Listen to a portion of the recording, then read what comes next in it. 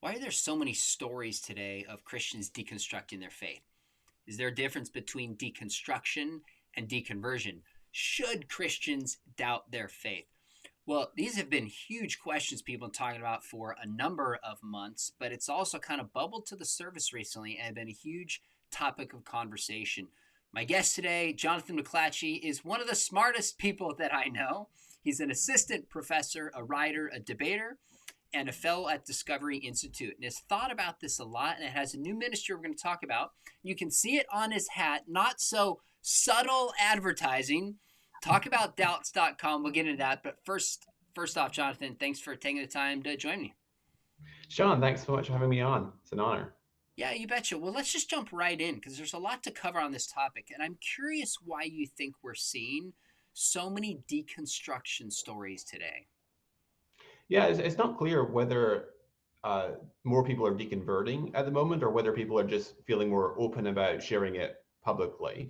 Mm. Certainly, there's a lot of people sharing publicly their deconversion stories on YouTube and other platforms. It may be due in part to the quarantine that all of us have been subjected to over the last couple of years with COVID-19, and I think with such a wealth of information on the internet, people are searching and going online and finding all sorts of voices that are willing to share their perspectives with them, and I think it's contributed to people thinking about these things in a more critical way. That's really fair. I think we could almost add to that point when it comes to social media and just the culture we live in. We're told live your truth, proclaim your story, announce who you are to the world. In the past, probably if people deconstructed or had doubts or left their faith, there wasn't the need or the pressure or the means to tell the whole world unless you're going to write a book about it. And it still probably had minimum attention to it. But today on social media, you can't just hide. You've got to plug something. So my question is like, are there really more stories happening, like you said, or is it just drawing our attention more to this?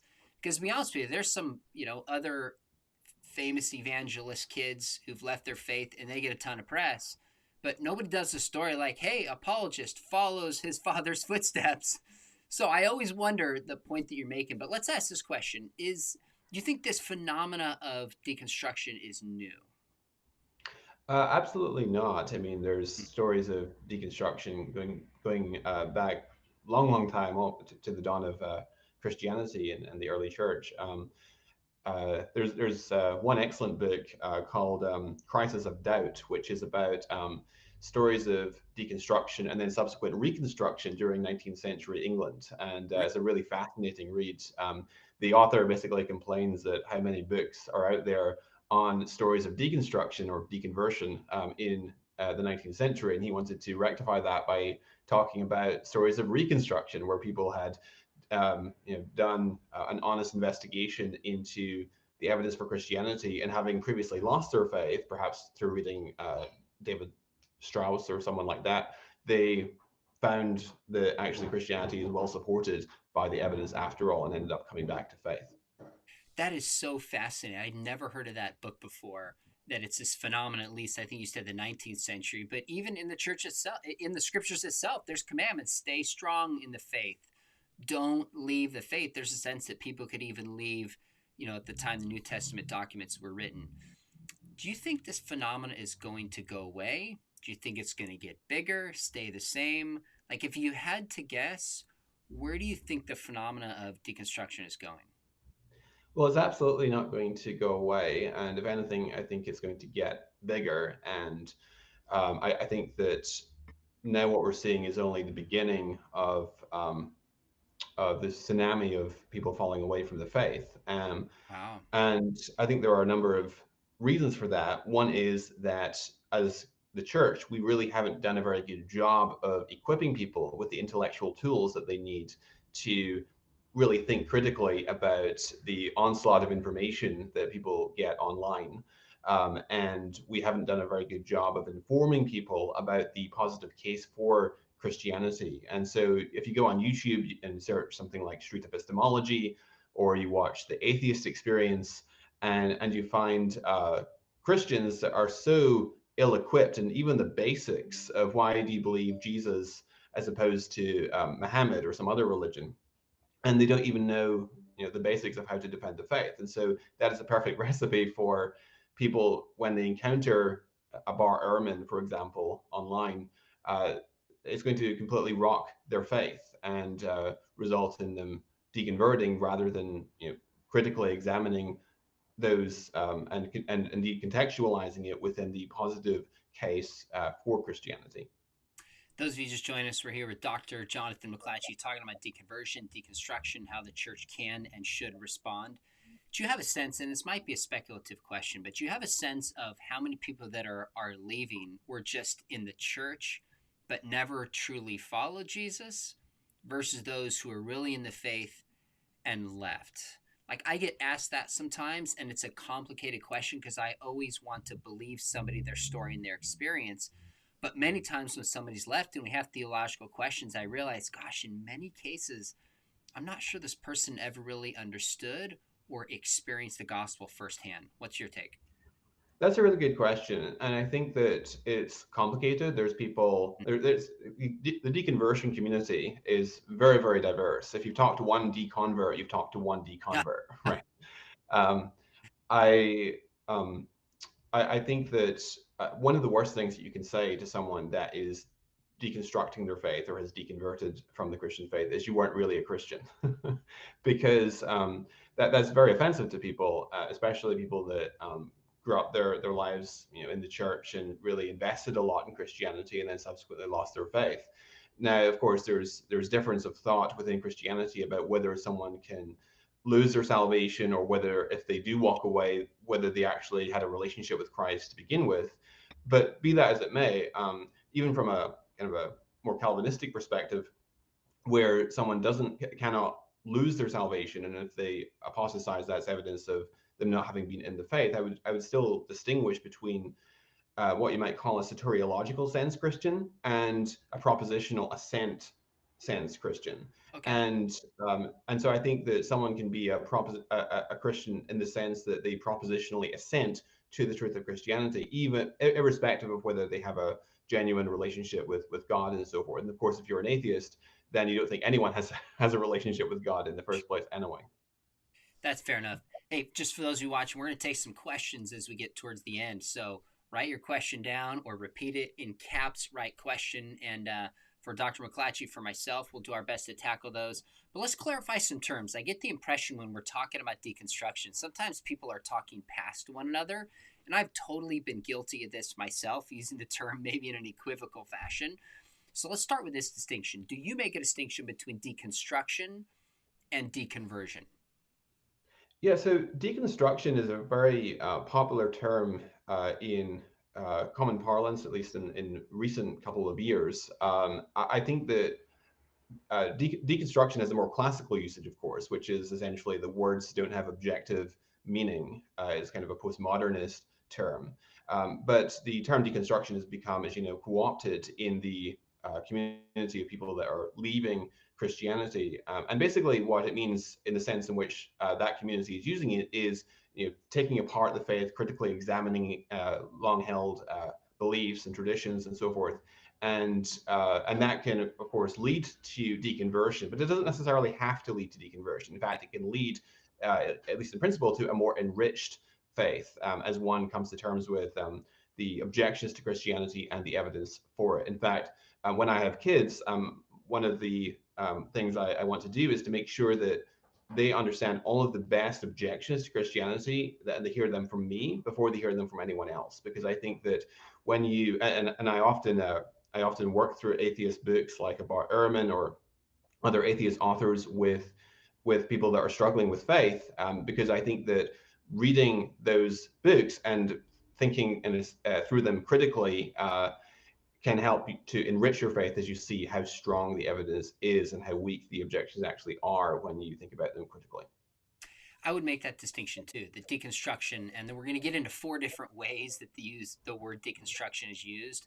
But as a whole, there's a difference between questioning your faith, having a crisis of faith, but hanging on to orthodoxy, and abandoning orthodoxy, whether you become some aberrant version of Christianity or Gnosticism or atheism. So I think that's a helpful distinction to make. Deconstruction hangs on to the core faith, deconversion leaves the core faith. As far as it goes, that's helpful. Now, there's an article in Desiring God by John Boom I thought was really helpful when he made 4 distinctions about how the term deconstruction is often used. And I'll just cite these so our audience and we're all on the same page.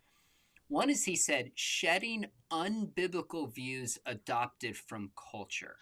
So it's a process of just getting rid of and shedding negatively certain views somebody held and associated with their faith, sheds them away. That's step number 1, or deconstruction kind number 1. Number 2 would be certain historic Christian doctrines are abandoned.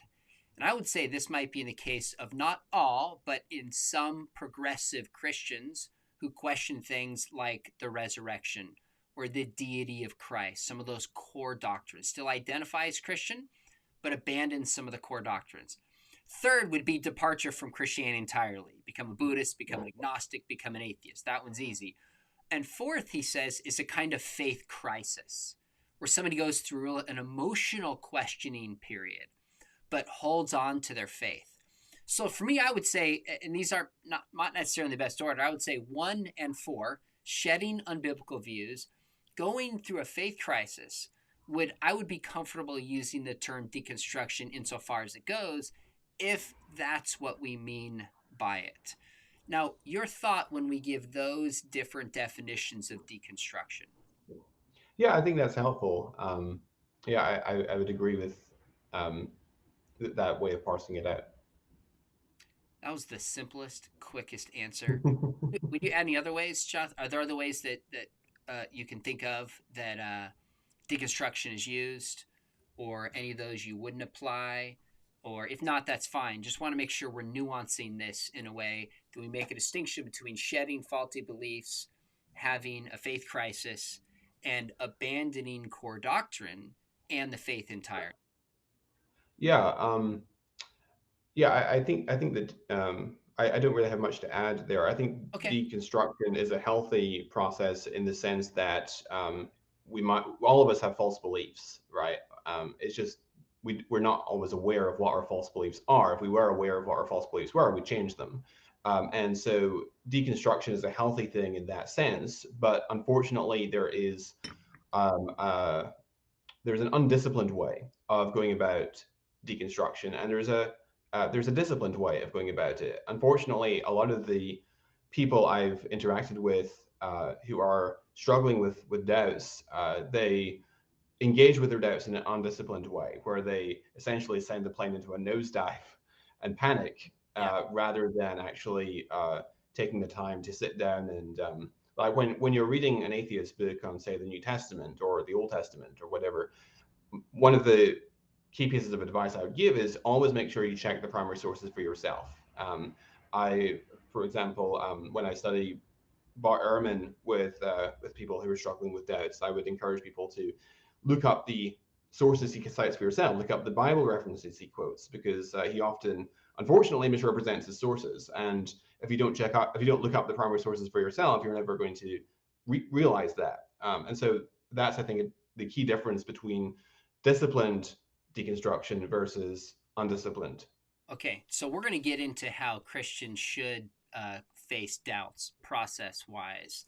A couple of the questions, just in terms of the terminology that's used, is would you say deconstruction is synonymous with spiritual growth or sanctification? Because there's some people who have raised concerns of people saying you should deconstruct their faith, and some have pushed back and said, no, it has a negative terminology. What you mean by is we should just grow spiritually and sanctify, but would caution using the term that you should deconstruct your faith. Yeah, I mean, it depends what you mean by the term. Again, if I think that you should critically examine your faith. So when I talk to people who are doubting their faith, I often say that I think it's a good thing that people are questioning their faith. I wish more people would question their faith and think about it critically, because that's a path to a more enriched faith and intellectually robust faith. Okay. So I encourage people to question their faith in that sense, right? as long as it's done in a disciplined way. Okay, good. Well, we're gonna get into some of that now. The term deconstruction clearly has roots, at least etymologically speaking, with postmodernism and some of the thoughts of Derrida. So, is there a connection, as far as you know, between how the term deconstruction is used for a questioning of one's faith and potentially abandoning it, and deconstruction that's a part of the postmodern movement? Did did you ask what's the relationship between those? Yeah, are you aware that there's a connection between deconstructing one's faith and deconstructionism, as is coined by Derrida? Yeah, I hadn't thought of there being a relationship or a connection between them. Yeah, what do you think?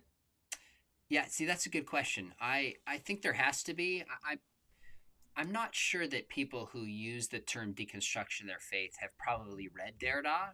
I mean, I tried to Mhm. read Derrida anyways, and it's kind of painful and actually intentionally not clear because he's deconstructing one's worldview through the process of not following normal literary standards.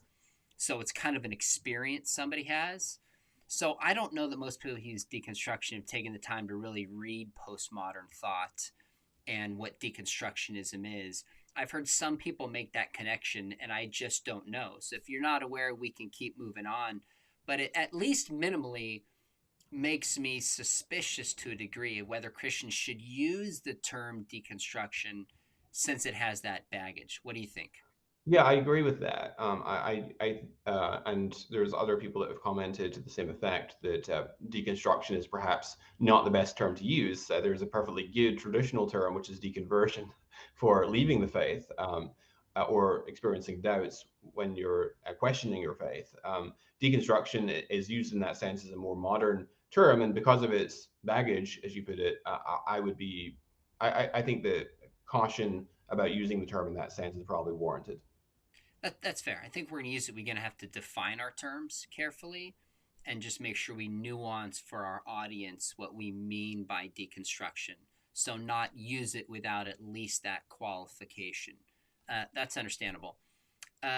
Let's shift then. Given that we have this phenomenon of people deconstructing their faith, whether that results in deconversion or not, we're hearing prominent stories of musicians and former pastors and apologists who've deconstructed their faith and deconverted. Tell us about how you approach this. So let's just start. Tell me about talkaboutdoubts.com. Was this motivated in part to address some of this deconstruction phenomena?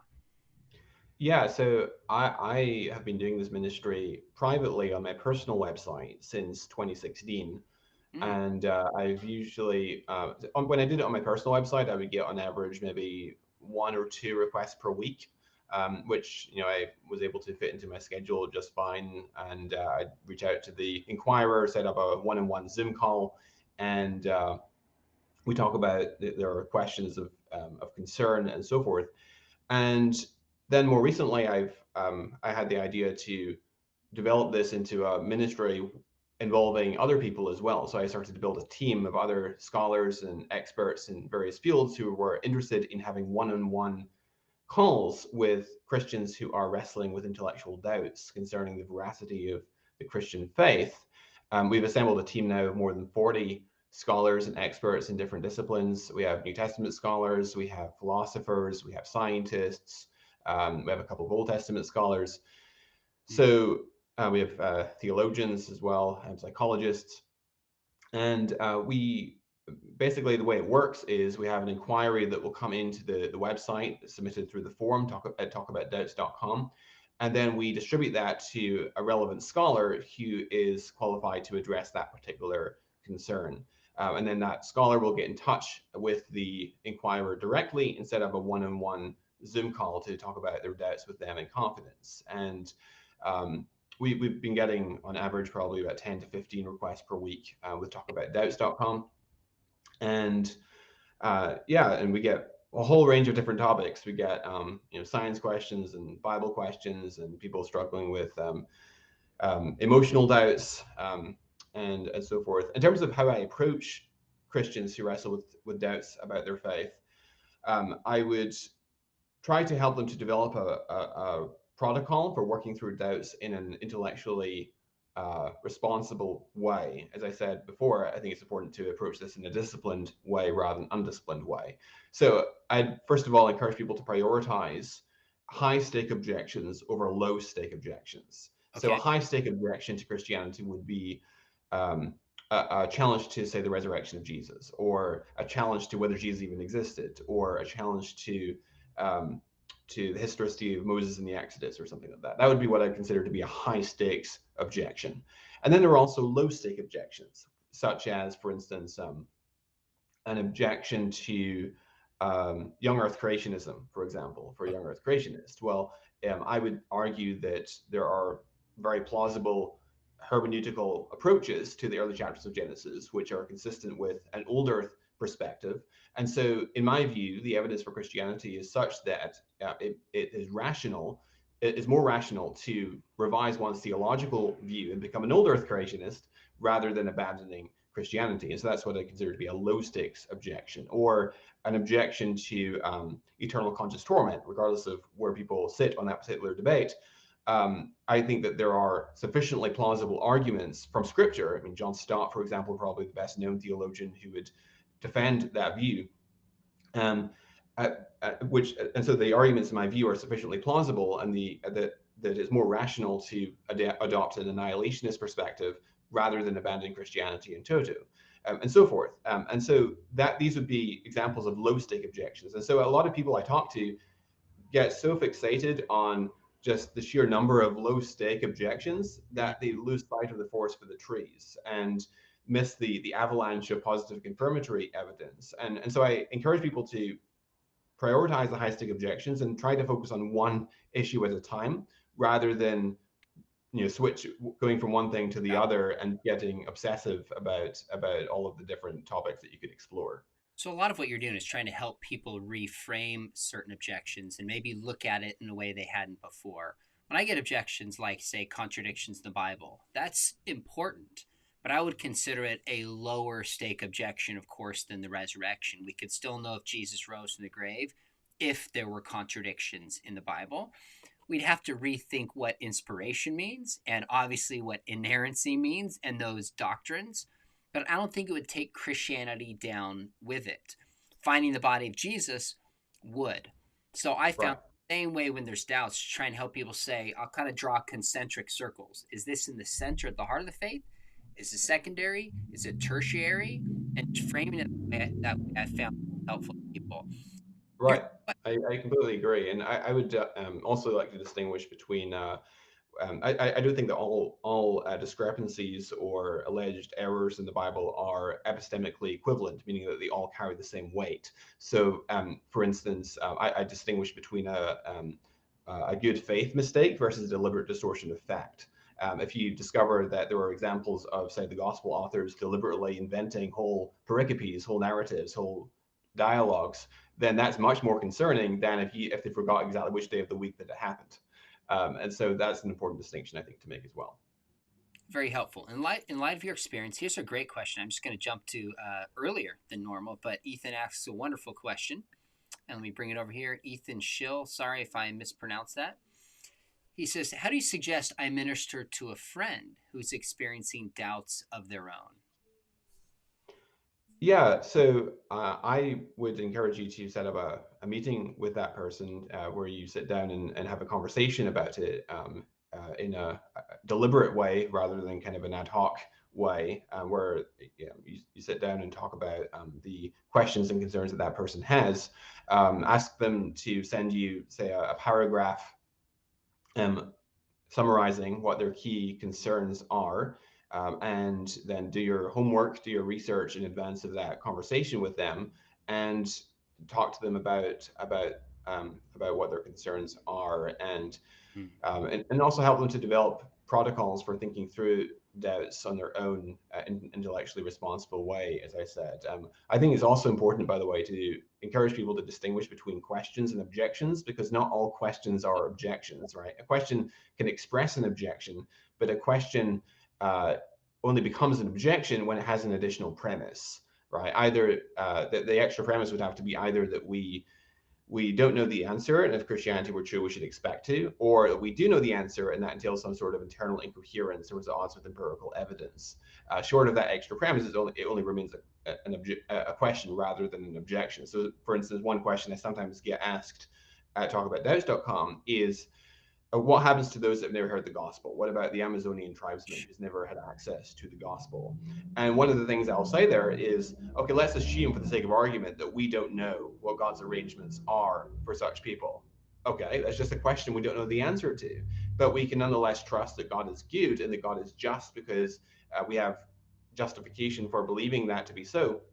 And so we can trust that God has some just and good arrangement for such individuals who've never had the opportunity to hear the gospel, even if we don't know what that arrangement is. So that's what I would consider to be more of a question than an objection. And we all have questions, and it's Yeah. fine to have questions, and it's even fine, by the way, to have unanswered objections that we don't currently have answers to, because the question is not so much, are there unanswered objections to the Christian faith? Rather, the question ought to be, are there more numerous and more substantive objections to believing the gospel or to not believing the gospel? And in my view, there are far more numerous and far more substantive objections to disbelieving the gospel than there are to believing it. And this actually gives rise to what the Christian philosopher Richard Whately, who lived in the 1700s and 1800s, called the fallacy of objections, which is where you become so fixated on objections you don't know the answers to that you miss sight of the many more powerful and more numerous objections to the contrary position.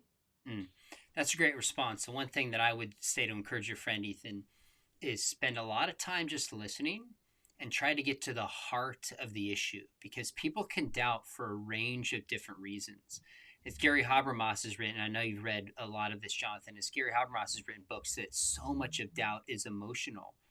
Disappointment with God, pain, bad experience, hurt. Some doubt is moral. People don't want to believe in God, and I've had people tell me that to my face. Some is volitional, and some is intellectual, and sometimes it's multiple combinations of those. So there's a proverb, I think it's 20 verse 5, that says, the purposes in a man's heart are deep, and a man of wisdom draws it out. I want to try to use wisdom just by listening and understanding what's the heart of the doubt for this person, and then trying to dress it accordingly as best I can. So we're going to get into some of that now, Jonathan. How you've probably done dozens and dozens of these. How many times do you find in doubt there is some kind of hurt or pain as a part of it, or sometimes driving it? For those of you watching, I'm not downplaying legitimate questions or saying it can all be summed up in this fashion. But in my experience, Jonathan, so often there is hurt and pain that when I hear that person, I think, gosh, I don't know that I'd want to be a part of the church either. How common is that just in your experience? Yeah, it is common. It's not everyone's case for sure. As I said before, if you talk to one deconvert or one person struggling with doubt, you talk to Right. only one such person. It's a very diverse community. So some people, as you said, is volitional and moral, but I think that we have to be nuanced and say explicitly that it's not everyone that for whom it's volitional and moral. Some people, there are people who are sincerely persuaded that Christianity cannot be sufficiently justified. Now, I disagree with them in that assessment, but such people do exist. Some people, yeah, they've been hurt by the church, and that is a part of their doubt. And um, I think that you need to, as you said, Sean, give them a listening ear and talk to them and try to empathize with them in their circumstances. From a rational point of view, you can also point out that Christianity, if true, actually predicts that you'll find people who are hypocritical and people who are professing to be followers of Christ who are actually not. And so the fact that you find hypocrites, in fact, cannot be taken as a severe blow against Christianity when Christianity, in fact, predicts that very thing. So, Yeah. yeah. Does that That's answer your true. question? Yeah, that's true intellectually, but it's hard emotionally, isn't it? When someone's going through Right. that relationally, that's the difficulty to separate. All right, here's a question from Pine Creek. Pine Creek, thanks for watching. He asked an interesting question. It's directed to me. I'll let you jump in. I'll give my 2 cents. He says, if someone has sincere doubts on high stakes issues in Christianity, why is it so bad to just leave Christianity? What do you think, Dr. McLatchie? um, Well, it depends what the doubts are, and whether so it's a question of whether the reasons for leaving Christianity are in fact rational, or whether they're based on correct information or not. Mm, So um, if I was sincerely persuaded that the evidence uh, disconfirmed Christianity, then sure, I would deconvert. If I thought that theism was disconfirmed by the evidence, I would become an atheist. mm. But so there's nothing epistemically non-virtuous about deconverting if, in fact, the evidence justifies that. I would just contest whether the evidence actually justifies that. In fact, I think that the evidence justifies a Christian belief, and that's why I do this ministry, is to try and convince people that actually the evidence justifies Christianity rather than its falsehood. That's a great response. If Christianity weren't true, then somebody should deconvert, and we would be hindering them by stopping them and having this ministry if it's not true. The heart of the question is what is true. And so, of course, you and I have thought about this a lot. And although we have questions, and I certainly have doubts at time, since I think Christianity is true, feel an obligation to help others hopefully see that it's true as well. By the way, if this is helpful, give us a thumbs up. It helps with the metrics. We want to draw attention to Jonathan's ministry, talkaboutdoubts.com. I think it's one of the most important ministries in the church in some time. Here's a really interesting question, Jonathan. I want to get your thoughts on this one. Priya, who watches now and then, nice to see you again. She says, how do you encourage a friend who is deconstructing because of political views of their church? That is something I've never encountered. Someone leaving the Christian faith because of the political views of their church. Hmm. Um, I can imagine someone leaving their church and going to a different church because of political views, but that's certainly a new one. So I'd be interested to hear more of the particulars on that particular case. So that's fair. I could guess that there might be some people who would say, hey, my church is promoting Trump, for example, and I think he's immoral, and I just can't believe I'm so burned by this. I'm leaving. I can't be a part of this faith anymore. I've heard that. I don't know how common it is, but I certainly heard that. What I would do, and then you can jump in here, I would just try to, whether it's Trump or Biden or whoever, whatever the political position is secondary to me. I would try to talk that person through and say, okay, if your church is too committed to a particular political view, is this what Jesus taught? Is this what the Christian faith is? So, is the problem with the people in the church who are infallibly living this out and too much tying their political views and their theology views, or is the problem with the faith itself? I would just try to disentangle for that person and get to the heart of the issue, because when it's all said and done, if a church is too imbibed in one political view or the other, it has nothing to do with whether it's true or false. Your thoughts? Yeah, I completely agree. If I mean, Jesus didn't endorse Donald Trump, for example. Jesus didn't endorse Joe Biden either. So I think that it really comes down to whether Jesus actually would endorse or affirm the political views that are causing you concern, and then you would want to determine, okay, why, if Jesus did endorse something that you disagree with, such as, for instance, his stance on sexuality, then you might want to ask, okay, why did Jesus affirm that, and is that defensible?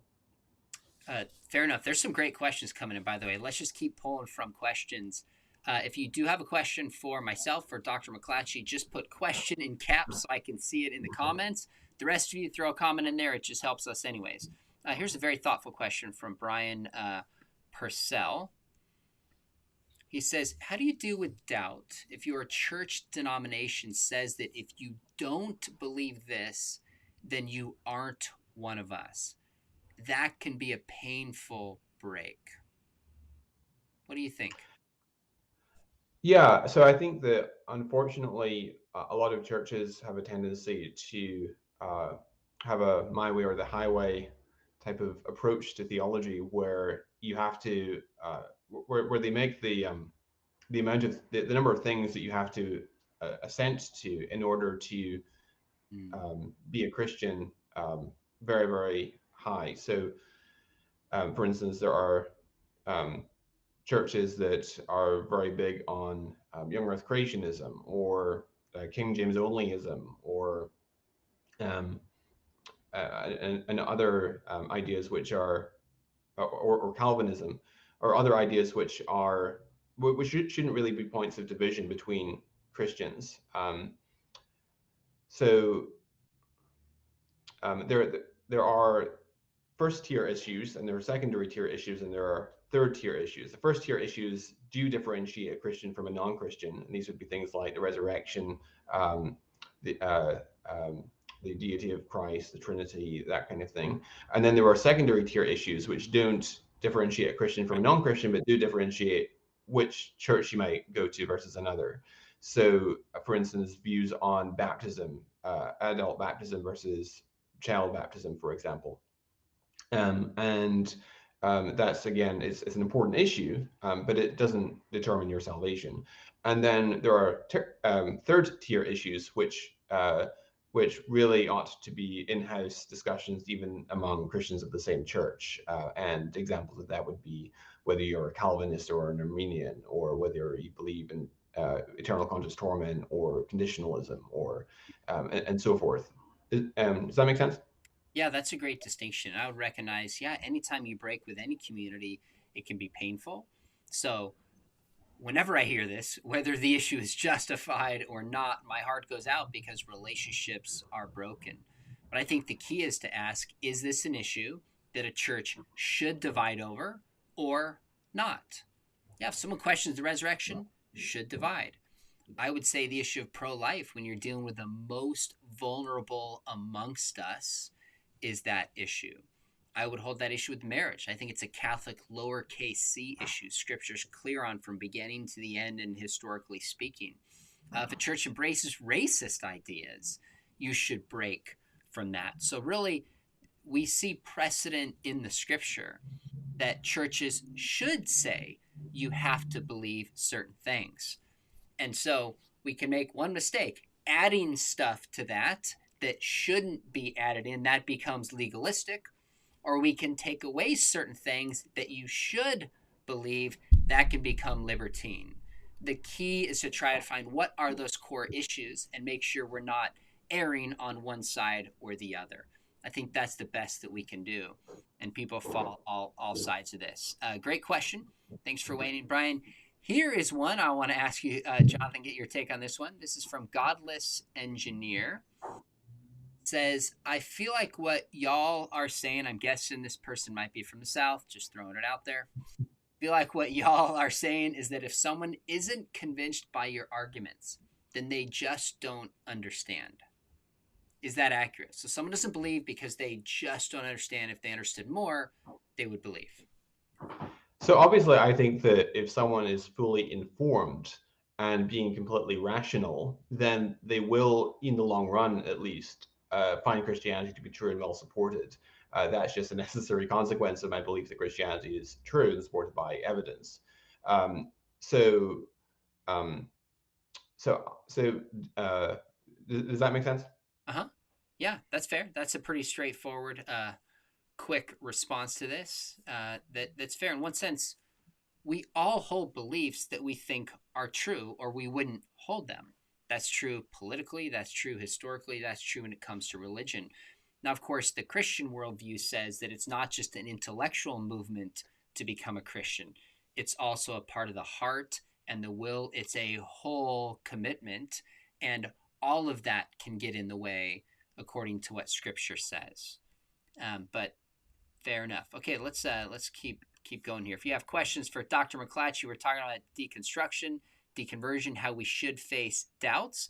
Make sure you put question in caps, and I'll come to it. Let me jump back here. There's some specific questions. We're not so much taking questions about theology and apologetics today.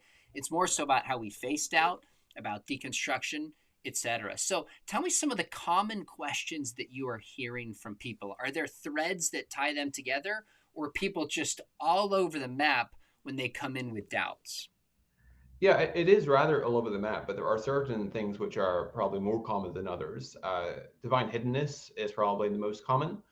And related to that, of course, is the problem of evil, which is also a very, very common question that people bring up. And I think, by the way, that as a Christian, is perfectly okay to say, to concede that there is some evidence that tends to disconfirm Christianity. In fact, I tell people that if you that you should be very careful or very wary of people who tell you that all of the evidence supports their view, right? Because for any complex topic, whether we're talking about Christianity or evolution or climate change or whatever it happens to be, there's going to be evidence both for and against the issue at hand.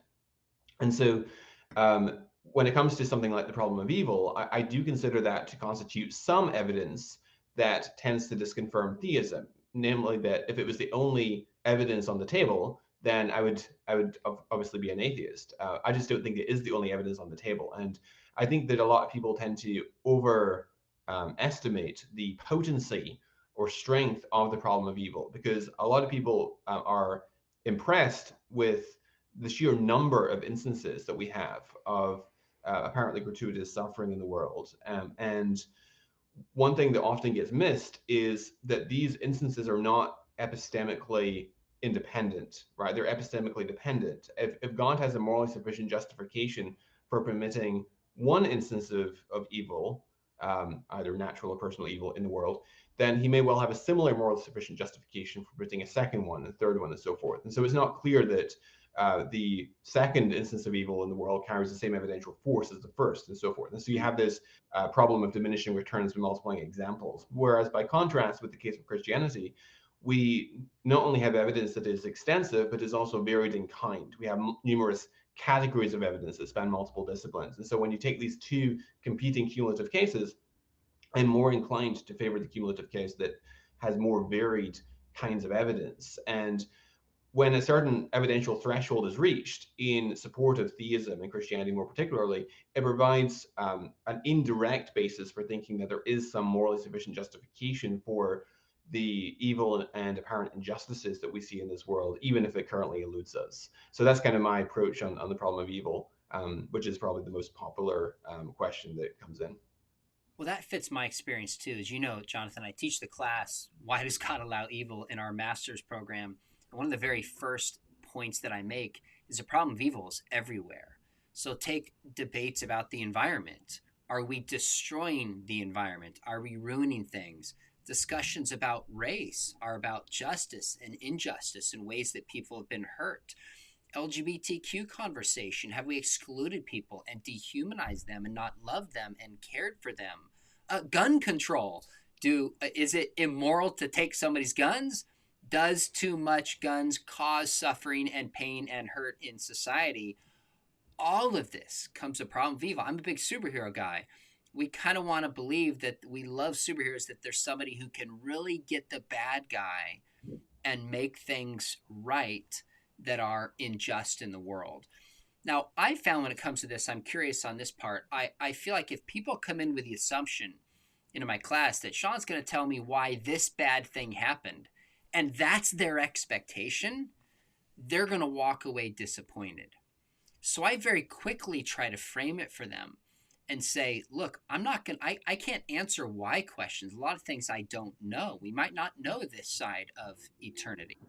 But the question is, which worldview offers the most cogent intellectually and existentially? When you reframe the question that way, I found that it changes the entire dynamic. So have you found that a lot of doubts are just driven by expectations people have about answering prayer, about why there's evil and suffering, about how God would reveal himself? Is that a common thread that you see? Yeah, it is common to have certain expectations of how God would work in the world if God exists. And because people observe that God doesn't work in the way that is consistent with their expectations, that causes them to doubt. I don't think that God is necessarily bound by our expectations of how God ought to work. Obviously, if Christianity is true, then it's not particularly unexpected that God might know certain things that we don't. I think that with the way that God works in the world, if we have reason to think that God exists and that He is just, that He is good, then we have a reason to trust that God has reasons for working in the way working in the world in the way that He does. A very common question that comes up is relating to the problem of divine hiddenness, the problem of unanswered prayer, and or the problem of people not having kind of an immediate Right. experience of God. And there's this slogan, as you're that you're familiar with, which is that Christianity is not a religion, it's a relationship. And I find that slogan to be unhelpful, because Mm. the sense in which we have a relationship with God, I think, is different from the sense in which friends have a relationship, or that you and I are able to converse with one another. And so I think that creates this false expectation. Mm. One thing that I do encourage people to do is to be careful not to limit the scope of one's inquiry to one's own personal experience, because we find in Scripture that Good. God works in different ways in different people's experience. You find, if you read the Psalms, you find the problem of divine hiddenness is there throughout. Psalm 22, even, my God, why have you forsaken me? Why is it far from saving me? So far from the words of my groaning, I call by day, and but you do not answer by night, and find no rest. And yet you also find in various parts of the Bible, God coming through in very providential and miraculous ways.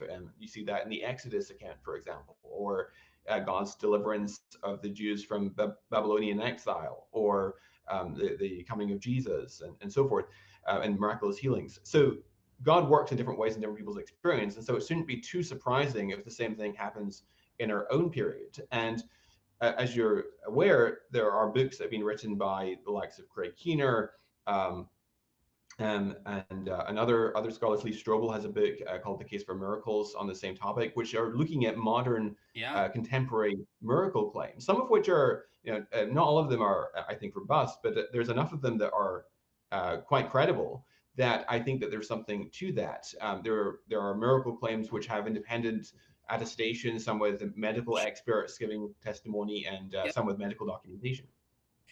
JP Moreland has a book on that as well. So there's been a lot of talk about it. Right. Let's go So to if, uh, Kevin O'Connor, who joins in conversations now and then, has a great question I want to ask.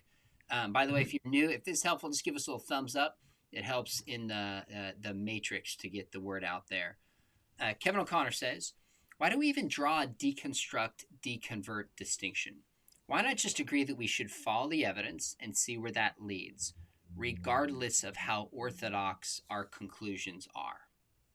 So I completely agree with the premise of the question. I'm a strong advocate of what's called scout mindset, which is from a book by Julia. epistemologist called Julia Galef. Yes, excellent book. I wrote a book review actually on my website, which Mm. is johnmclatchie.com. You can And by search for the way, the book before review. you go any further, I've reached out to Julia twice, invited her on my show, didn't hear back. Maybe she didn't get it. Maybe she's too busy. I think she describes herself as an atheist. And I said, I think we have Yeah. a lot in common. Would love to have a civil conversation. So if somebody forwards this to Julia, she happens to see it, I would love to have a conversation with you, find some areas of common ground, maybe some differences, and explore what you're going to talk about called the Scout Mindset. It's a fascinating book. Yeah, absolutely. I've actually reached out to her myself, but also didn't hear back from her. So, Okay. but yeah, Julia Galef is an excellent thinker. She is an atheist, but I think that we have a lot to learn from her book, The Scout Mindset. Basically, she distinguishes between two sorts of mindset. There's soldier mindset, and there is scout mindset. Soldier mindset is out to defend his territory, or defend his team, if you will. You can think of it like a criminal defense attorney, where um, you're where the belief is the client, and you're just out there trying to defend that client, come what may. Whereas the scout mindset is out. The scout is out to try to find out how to.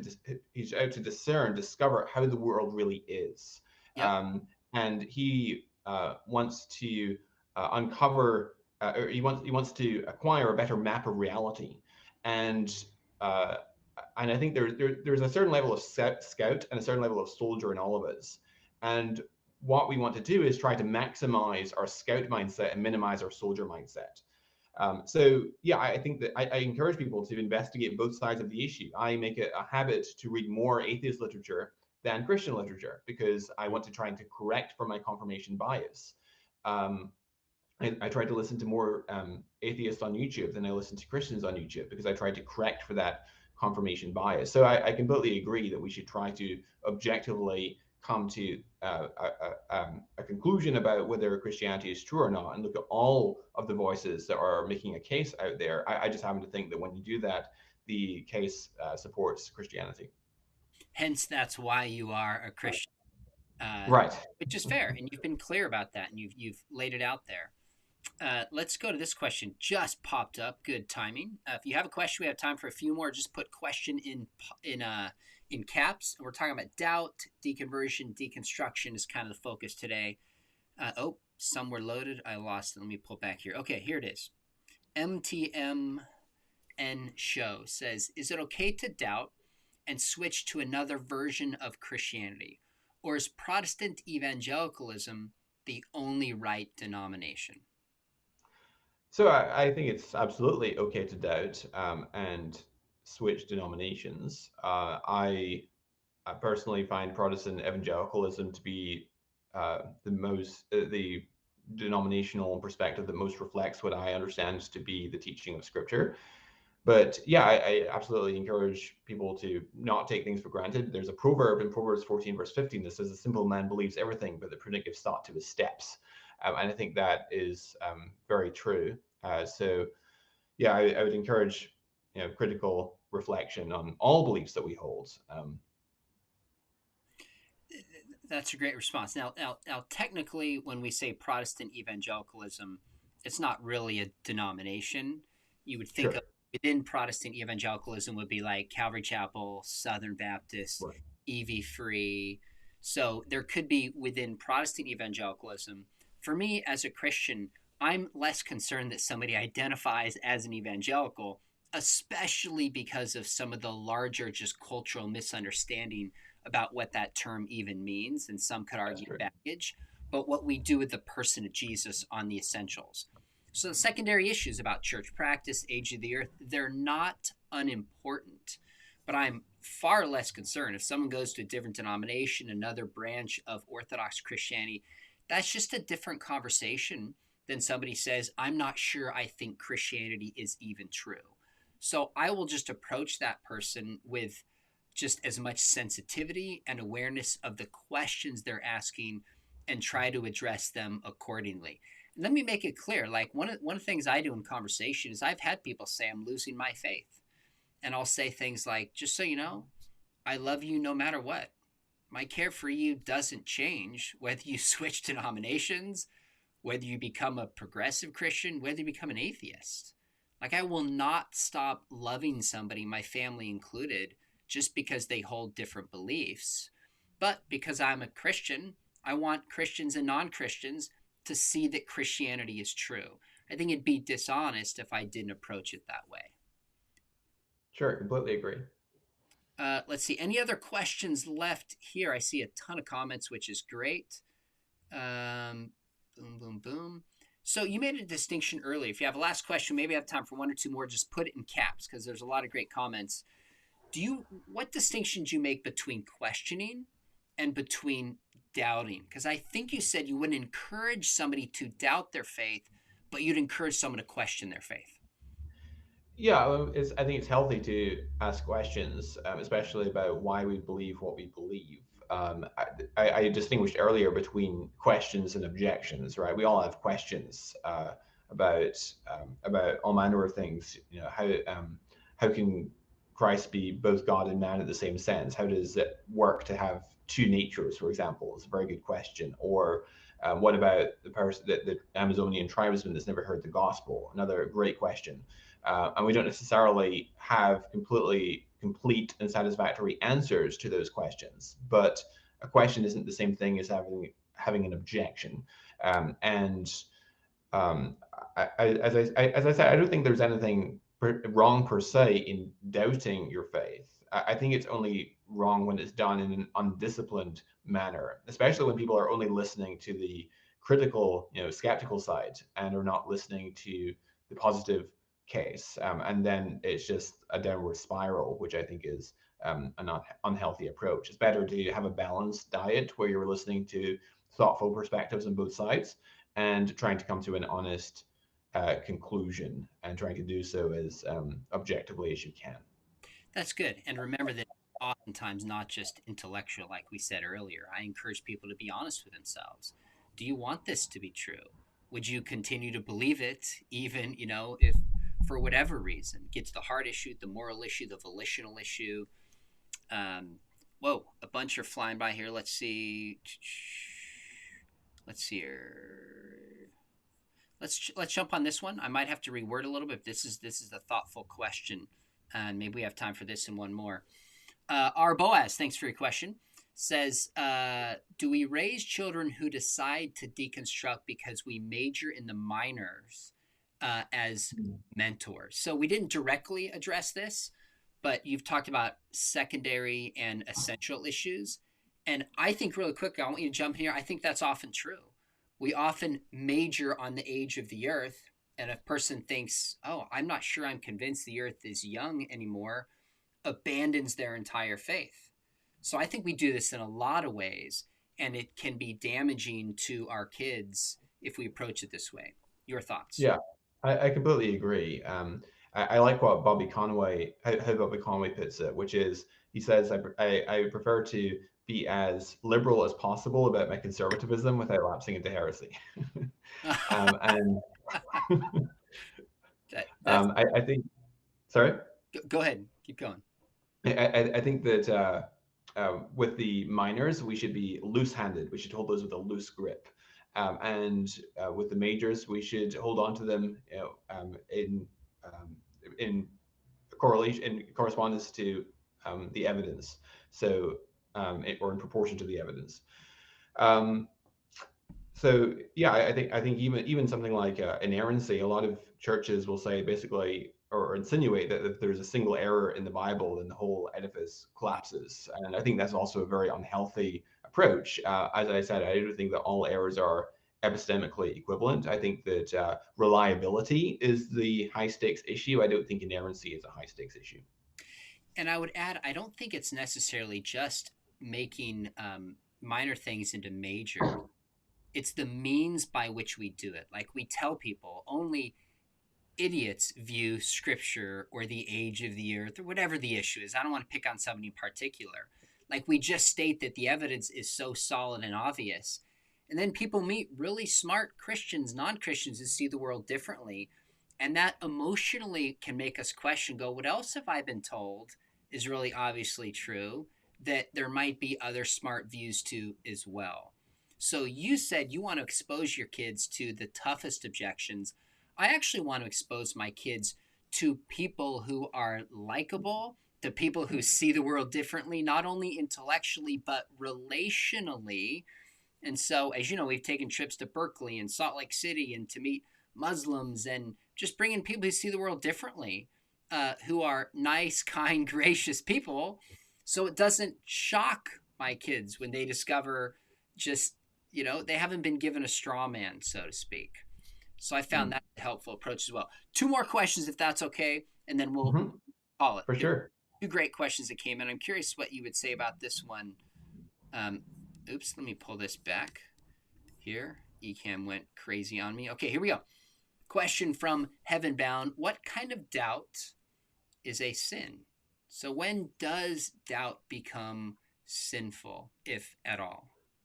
Yeah, so I think that doubting God's character, if we accept the premise that God exists and that he's revealed himself in the Bible, I think doubting God's character, that he really is good, is sinful. And also I think doubting Christianity in an undisciplined way rather than a disciplined way, where you're actually going and pursuing answers and you're trying to find out what the different perspectives are. That's a very healthy way of pursuing doubt. But if you're just spiraling into a nosedive, then that I would argue is wrong. Okay, good. All right, fair enough. All right, Pine Creek, it's your lucky day, buddy. Two questions from you, because they're good questions. We'll wrap up with this one. Jonathan, what do you think? He says, would Jonathan be okay with doubting Christians talking to atheists about their doubts? Yeah, I encourage Christians to talk to both sides. So my ministry, talkaboutdoubts.com, is a Christian ministry. So if you reach out to us, you're talking to a Christian. There are also atheist organizations that do the same thing. I think the Recovering from Religion Foundation is an atheist equivalent organization that's doing some very similar work on the other side to what we're doing at talkaboutdoubts.com. So yeah, I encourage people absolutely to read and listen to and engage with scholars and experts and thoughtful people on both sides of the issue. I think that's great, and I suspected you were going to give that answer. I've seen you model that on your show, seen you model that in person, and I think that's commendable, the way Christians should approach. Hey, give us a final plug for talkaboutdoubts.com, because I probably send you 3 or 4 a week. I mean, maybe more. I don't know. When people send in wanting to talk with me, I just can't field all the questions. And I send it to you knowing you're going to treat people respectfully, graciously, give them resources, try to answer their emotional and intellectual questions. So I'm super pleased that it's a resource out there and want to help as I can. But just give a final plug for talkaboutdoubts.com so people can share it and go there also if it's helpful. Sure, absolutely. So the website is talkaboutdoubts.com, and it's a ministry that seeks to give Christians who are struggling with intellectual doubts concerning the faith, as well as ex-Christians who want to explore whether their loss of faith is rational or whether there's a way back to faith, to contact us and be put in connection with, in contact with an expert or scholar in a relevant subject pertaining to their questions of concern and doubt. So some of the scholars that we have in our team are some of the world's leading experts. We have Dr. Luke Barnes, for example, who's a leading astrophysicist, widely considered one of the leading experts on the fine-tuning argument for the existence of God. We've got Dr. Timothy McGrew on our team, who often takes questions, especially on the New Testament and epistemology. We've got Dr. Stephen Meyer of the Discovery Institute as well. So yeah, we have scholars in various fields. Dr. Titus Kennedy, as well as an archaeologist from Biola University, takes some questions occasionally. So yeah, if any of you are struggling in the audience with doubts about your faith, or want to explore whether your loss of faith was rational and whether there might be a way back to faith, please feel free to reach out to us at talkaboutdoubts.com, and we will endeavor to put you in contact with a scholar who can answer your questions. Well, thanks for doing this, ministry. You're very generous with your time. And when I send you connections through my site, I always feel bad I can't do it myself. And you just eagerly are like, let's set up a Zoom. I want to help. It's just a wonderful ministry and approach that you're taking here. Means a ton. So go to talkaboutdoubts.com, or if you know somebody who's dealing with doubt, send them there, and it's a trusted resource. Make sure you hit subscribe. Here's a couple interviews coming up that I think you'll find fascinating. One is I reached out recently to a very influential lesbian YouTuber. She is not a Christian, describes herself as spiritual, and we just have a conversation. Some political issues come up. I probe what she thinks. We talk about her views about Jesus, which are very interesting, and whether or not Christians and gay people can be friends. And I think you'll be pleasantly surprised at the conversation. And then second, an agnostic who wrote one of my favorite books in the past 5 years about our storytelling nature. He believes that evolution offers a better explanation. I think our storytelling nature points to the fact that we're a part of a bigger story. But we have a civil, fun, thoughtful conversation you won't want to miss, so make sure you hit subscribe. If you ever thought about getting formal apologetics training, you know, Jonathan, we have a fully online degree. We actually get a lot of people who are experiencing doubt and are like, I want to formally study the resurrection, the problem of evil, and actually come to us in our program at Biola to try to make sense of this. So there's information below, but if you just have an undergrad degree and have thought you want to get a master's, the quick speed or the slow speed, join us. It would be great to have you. Jonathan, hang afterwards so I can say goodbye, but to the rest of you, got an interview coming up Friday you will not want to miss. One of the videos I'm most excited about. Have a great afternoon.